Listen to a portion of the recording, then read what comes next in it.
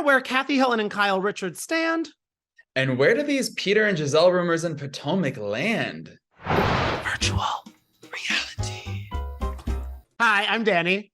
And I'm Evan, and this is our 50th episode, everyone. Happy 50th. Danny, can you believe we made it? I mean, thank God for Jen Armstrong, because you don't look a day over 45. And I mean, a really, really special occasion that we made it this far. We made it farther than I think Kathy and Kyle thought they would make it after the reunion, I hope, and all the Beverly Hills drama. But I think we need to kick off this episode by talking about all of that, because it's the only thing I can think of 24/7.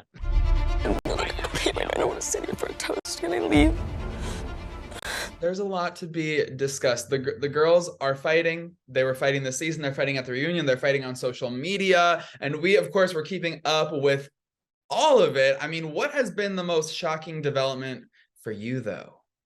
I have to say, the thing that has me going so crazy is that, because Kyle's not someone to get so messy on Instagram. She, out of all the Beverly Hills Housewives, she kind of reserves, it for the show and kind of just lets Insta be Insta. But she had to clap back at a little Kathy Hilton comment, because Kathy is loving Instagram right now. She's doing conga lines. People are commenting. She's reacting. She's sending heart emojis. She's talking to Kris Jenner. But when someone asked her, like, oh, it's so crazy, like, it's sad to see Kyle crying, and Kathy's like, why is she crying?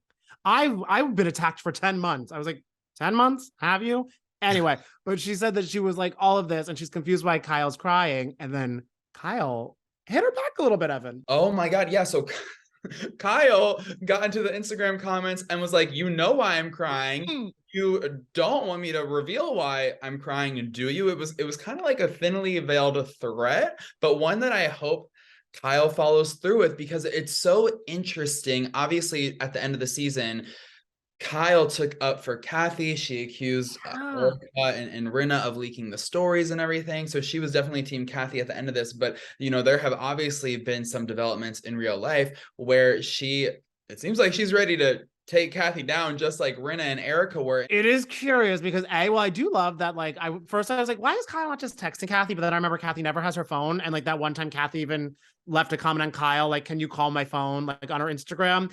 But you do have a point. The only person that is strong enough and has that decades of potential resentment to take down Kathy, it is Kyle. But I think if they try to go too head to head, it would be like self-destruction on both sides. I don't think they would live through it, but I need Kim Richards somewhere on a couch nearby to comment on it going down. It got weird in the preview for the reunion between Crystal and Kyle. I think maybe Kyle was happy to engage in a conversation that wasn't about her sister and Rinna drama. And she like cyborged woke up in that clip. Did you see that? Because it was like, she's literally in like, she's Xenon warrior princess. I know you like the fit, but it's something girl of the 21st century. And like, she just literally was she pulled herself up by her own straps and decided to come for Crystal. Some of these people were asked to be on the show, though.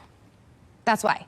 So that's what I'm saying. Because you said that since you've been on the show, you've noticed a difference with these women, but some of these women have been asked to be on the show. When I talked to her about it. It was before, it's when I got the show, it was before. Didn't you just say that after I did the show, they got weird with me after I started filming? That's what you just said. After I did the show, after I said yes to the show. But where there is juices flying and only champions of words, like everyone on Potomac can drag everybody in matters of seconds in their sleep. And this season premiere proved that times a million. I'm so happy they're back. Oh my God, yes, the ladies of Potomac, they never, ever miss. There was so much drama packed into the premiere. I mean, we have like Ashley maybe kind of divorcing Gucci Craven. Gucci Craven, yeah. We have Ashley, Gucci Craven, Michael. We also have the return of Peter Thomas. And judging from the trailer, I never expected that Wendy would be the conduit for Peter's return to the Housewives franchise, but she was, because they're working on a Nigerian lounge together. And I recently chatted with library also. Yes, the Nigerian like nightclub / library. Peter was not down with that idea, but I hope that Wendy pushed back and it becomes a thing, because I would love that. I would love to like go read and then just like get lit with the girls of Potomac. But then these rumors come up that Gizelle was romantically involved with Peter. Everybody is asking me if you're sleeping with Peter Thomas.